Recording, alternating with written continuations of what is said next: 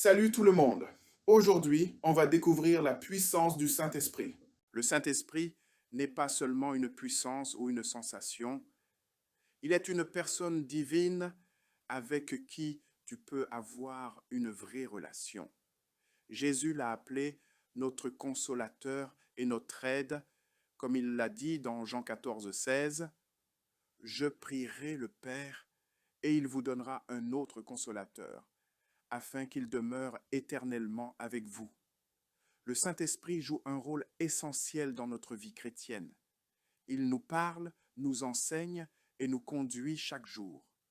Dans Actes 8, 29, il est écrit « L'Esprit dit à Philippe, avance et approche-toi de ce char. » Cela montre qu'il parle, Jean 14, 26, nous enseigne que le Consolateur, l'Esprit Saint, que le Père enverra en mon nom, vous enseignera toutes choses. Il est donc notre enseignant. Romains 8, 14 nous rappelle que tous ceux qui sont conduits par l'Esprit de Dieu sont fils de Dieu. Et Éphésiens 4, 30 nous avertit « N'attristez pas le Saint-Esprit de Dieu. » Cela prouve que nous devons entretenir une relation respectueuse avec lui. Mais comment grandir dans cette relation avec le Saint-Esprit? C'est simple, parle-lui, écoute-le et prie en esprit.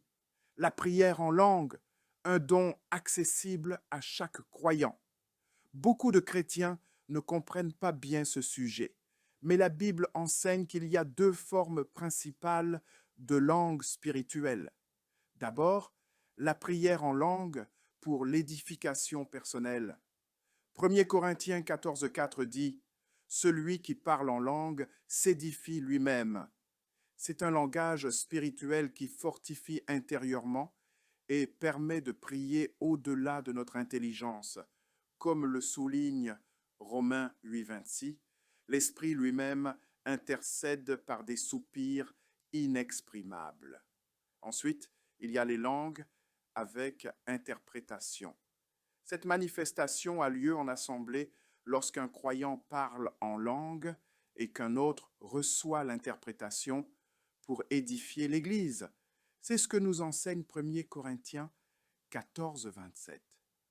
Faut-il tomber sous la puissance de Dieu pour parler en langue? Non. Beaucoup pensent qu'ils doivent ressentir une manifestation physique avant de parler en langue. Mais ce n'est pas ce que dit la Bible. Acte 2, 4 nous dit que tous furent remplis du Saint-Esprit et se mirent à parler en d'autres langues selon que l'Esprit leur donnait de s'exprimer. C'est toi qui dois parler, l'Esprit te donne simplement les mots. Marc 16, 17 affirme « Voici les miracles qui accompagneront ceux qui auront cru. En mon nom, ils parleront de nouvelles langues. » Cela signifie que c'est un signe pour tous les croyants. Enfin, Jude 20 nous encourage à nous édifier nous-mêmes par notre très sainte foi et prier par le Saint-Esprit. Pourquoi prier en esprit? D'abord, pour approfondir ta relation avec Dieu. Jean 4, 24 dit « Dieu est esprit et il faut que ceux qui l'adorent en esprit et en vérité. » Ensuite, pour expérimenter sa puissance et sa gloire, Acte 1, 8 promet « Vous recevrez une puissance, le Saint-Esprit survenant sur vous, et vous serez mes témoins. » La prière en langue permet aussi de recevoir des révélations divines. 1 Corinthiens 2,10 nous dit que l'Esprit sonde tout, même les profondeurs de Dieu. Et enfin, elle nous fortifie dans la foi. Comme nous l'avons vu, 1 Corinthiens 14,4 dit que celui qui parle en langue s'édifie lui-même. Commence à prier en langue dès aujourd'hui. Tu verras ta vie spirituelle se transformer. C'est pas un hasard que tu sois tombé sur cette vidéo. J'ai une forte conviction que c'est le Saint-Esprit qui t'a dirigé pour répondre à tes questions. Maintenant, tu vas prier avec moi pour quelques minutes en esprit. Amen.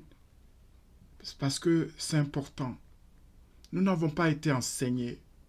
Beaucoup de gens ne comprennent pas et n'enseignent vraiment pas le Saint-Esprit et la manière de pouvoir rester en contact avec l'Esprit de Dieu. L'Esprit de Dieu, oh, qu'il est merveilleux. Quand tu es en contact avec lui, quand tu pries en langue et quand l'Esprit Saint te visite et que tu as une relation avec le Saint-Esprit, ta vie commence à changer. Nous allons prier parce que l'ennemi fait tout pour que les gens ne sachent pas et les gens ne comprennent pas. Les gens ne puissent pas maîtriser que le Saint-Esprit, on en a besoin. Et quand tu pries en langue et que quand tu as l'Esprit de Dieu, tu n'es plus la même personne. Ta vie change. Tu as un plus que celui qui ne parle pas en langue n'a pas. Je le dis par expérience. Je sais qu'il y a beaucoup de débats théologiques qui se font et que les gens racontent beaucoup de choses. La Bible dit dans le livre de Jean 4, 24, il dit « Dieu est esprit ». Et il faut que celui qui l'adore en esprit et en vérité. Il a une partie de lui qui est son esprit en nous. Mais l'homme d'aujourd'hui opère plus dans la chair. Tout ce que nous faisons, c'est dans la chair. Nos réponses dans la chair, notre vie dans la chair.